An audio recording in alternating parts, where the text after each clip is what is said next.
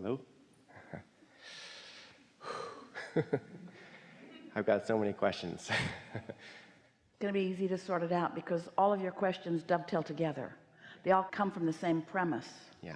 I was here with you in Los Angeles last week, and most of the questions then I had got answered, which then led to more questions. You're so greedy. You're so eternal. We said to Esther, as she came out of meditation, she had this image of the infinity sign. You know what it looks like? She really likes it. She likes the idea of being eternal. She likes the idea of infinity. So we said, lay it on its side and look at it with your mind and notice what it looks like, and see that on one end of it is desire, on the other end of it is belief, or on one end of it is flowing, on the other end of it is resistance, and the question is necessary for the answer, and the problem is necessary for the solution, and it's all part of the allness that we all are. So we're glad that you have infinite questions. Awesome. I've been supporting myself for the last couple years as an energy healing teacher, which has been awesome, and I also have a background in IT, and lately have been feeling like I wanted to perhaps start a tech company or something, and then couldn't take action. And every time I would go to actually start it, I couldn't. And then I realized I just want to be a rock star.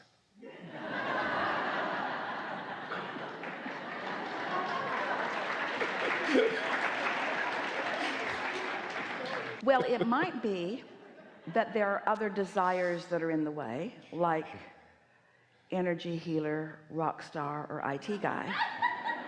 It might be that those are not cooperative components with each other, but it's not competing desires that are in your way, it's bogus beliefs that are in your way. When you feel that you can't take action, it's because beliefs that compete with your desires sort of paralyze you. If you want that and you think that and you want that and you think that and you want that and you think that, you're not going anywhere. You feel stuck. You're not, but it feels like it. Every time I want to pursue my music, I get this feeling of like, or not every time, but fairly often I get this feeling of it's not possible. All right, so let's clean that up a little bit. You said every time I want to pursue my music, I get this feeling. Yeah. Well, let's make that a more accurate statement. It's not every time you want to pursue your music, it's every time you want to pursue your music in the midst of an activated belief that's in the way. So what you mean to say is, I've got beliefs that are in my way. Yes. I've got beliefs that are in my way. Now we've been talking about what receiving mode am I under, what influence am I under, and I can tell by whether I feel satisfied or not, some version of satisfied or some version of not satisfied. The other morning, as soon as Esther woke up, we were so eager for her to wake up. We don't wake her up. We don't wake her up. That wouldn't be right.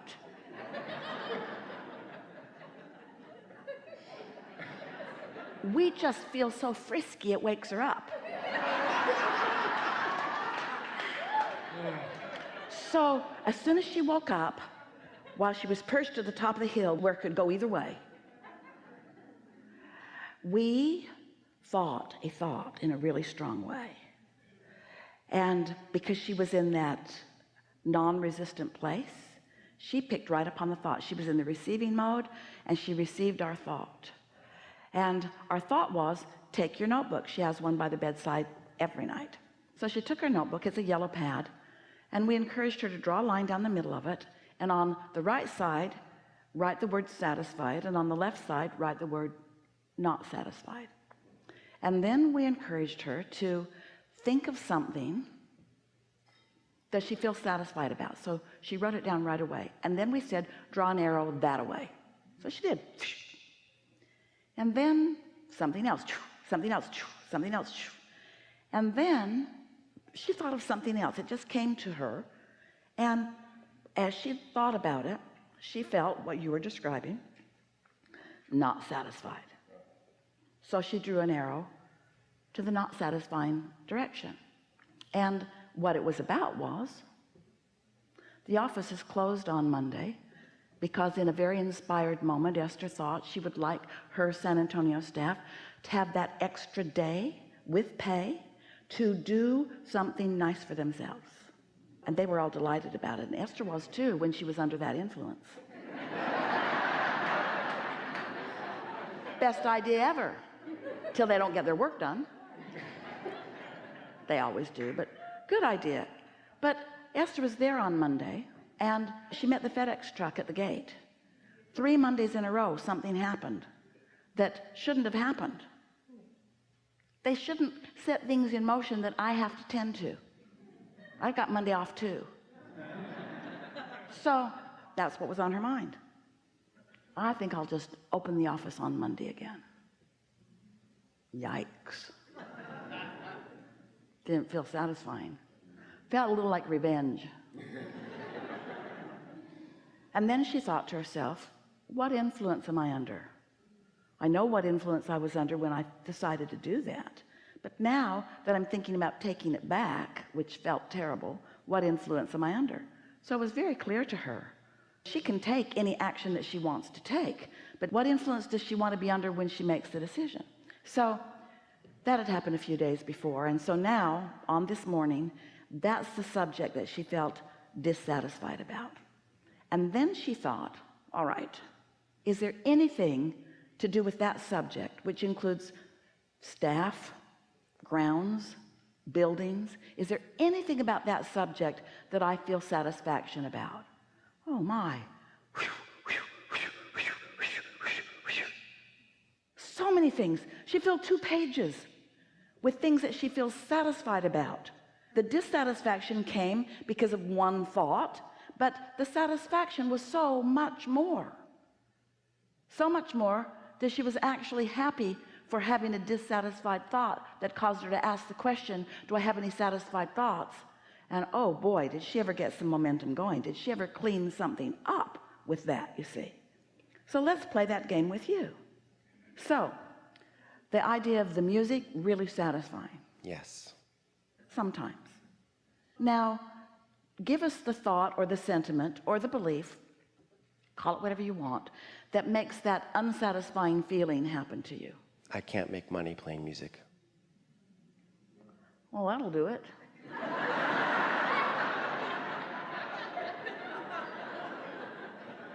That's the thought. I can't make money playing music. Is there anything about music that is satisfying? Many things, yeah. Like what? I love singing. I have a beautiful voice. Yeah. People love it when I play music. Yeah. They always ask me if I have a CD. They always ask me why I don't have a CD. Any of that satisfying? Yes. Keep going. I'm a great songwriter. All right, so now you've got it going that way again. Now, just for fun, in this comfortable place where nothing can go wrong, never can, return to the dissatisfying part of that. Zero in on that a little bit and make a realistic statement to validate that bogus belief. Did you follow us? Because if you're going to be unsatisfied, you might as well back it up with facts. All right.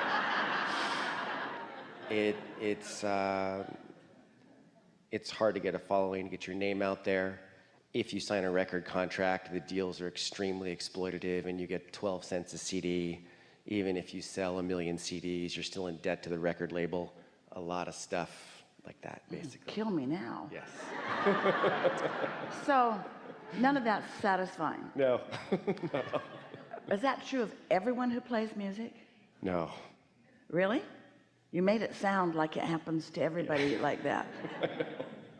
So is there a way around any of that? Yeah. Is there? Yes, there is. And does the idea that there might be a way around that feel satisfying? It does. Do you believe that someone found a path of least resistance and those kinds of things that seem rampant in your society didn't affect them? Many people did. Is that thought about that satisfying or dissatisfying? Very satisfying. So tell us a little more about that and let's see if we can get some momentum going on that satisfying thought. I've got a really good voice. People really like to hear my voice. Yeah. People like to feel me. When I'm tuned in, tapped in, turned on, I influence others toward that. Yeah. It feels so good to me. we've already decided that the singing part is satisfying. It's the business part that doesn't feel so satisfying, or the attraction part that doesn't feel so satisfying. So was the first note you ever sang beautiful? It might have been beautiful, but not on key. It sounded terrible. Yeah, probably. So did it get better? It did, yeah. So the part of this subject that is really satisfying didn't happen instantaneously. You sang because it felt good to sing. And the more you sang, the better it felt, and the better it felt. The more you sang, and the more you sang, the better it felt, and the better it felt, the better you sounded, and so forth. So that's a sort of premise for something. Things can evolve. Things that start out maybe not feeling so good can improve. And so your sense of business could improve. Do you think that everybody that is now successful with their music in the way that they are, that are having concerts or that are enjoying being somewhere where people can hear them, do you think that all of them just started right there, or did they figure out a way to it? Did they find a path of less resistance? Yeah. Did they allow themselves to find satisfaction enough? Now here's what's been happening all through what you've been living. Every time you've felt doubt, you've launched stronger desire. Every time you've worried, you've launched stronger desire. Every time you've known what you don't want, you've asked for what you do want. And so you've built a vortex, and your inner being is all over it. And there is already a crowd gathered. There's already a profit base there. There's already a business model there. It's already known by your inner being, but you can't receive those impulses because you're practicing the dissatisfaction thought on the subject of money related to this subject rather than the other. So you're letting this bogus, and it is, belief that is based upon facts. Now hear this. It's based upon the facts as far as you've allowed them to evolve in your current life experience. But it's not based upon worldwide facts. It's not based upon what's in your vortex. It's not based upon your potential. If you can learn to sing, you can learn to run a business. If you can learn to allow that beautiful sound to come through you, if you can learn to be a rock star, and you have, then you can learn to let others discover you. You can, but not with those beliefs. And how do you know you've got them? They suck when I feel them. They feel terrible. And why? Let's talk about why they feel terrible. They feel terrible because they're not matching up with your true point of attraction. You didn't just ask to sing. You asked to thrive from it. You asked to become a rock star from it. You've asked for so much more. And did you hear us when we said at the beginning of this gathering that your inner being is all over that? Yeah. Do you trust the process? Do you believe your inner being? You see, this is the distinction. We want you to believe what your inner being knows more than what you believe from your scanty, flawed premise point of view. Have you listened to some of those rock stars? Do you hear how some of them sound? Some of them are rock stars and they can't even sing. And you know why they're rock stars? They wanted to be. And they didn't doubt themselves out of it. They wanted to be. You got a lot going for you. You can make money from this. You can satisfy yourself in so many ways, but you can't keep holding those thoughts. We say, you can do it. No, I can't. You can do it. No, I can't. You can do it. No, I can't. This is the conversation that you have with your inner being all day long. You can do it. No, I can't. You can do it. No, I can't. You can do it. No, I can't. You can do it. No, I can't. You can do it. No, I can't. You can do it. No, I can't. You can do it. No, I can't. You can do it. No, I can't. You can do it. No, I can't. You can do it. No, I can't. You can do it. No, I can't. You can do it. No, I can't. You can do it. No, I can't. You can do it. No, you can't. You can do it. No, you can't. You can't. And you know what? Your inner being is never going to stop saying, you can do it. You can do it. You can do it. You can do it. You can do it. Your inner being can outlast you. Your inner being will never let go of your dream. Good. Yeah. And so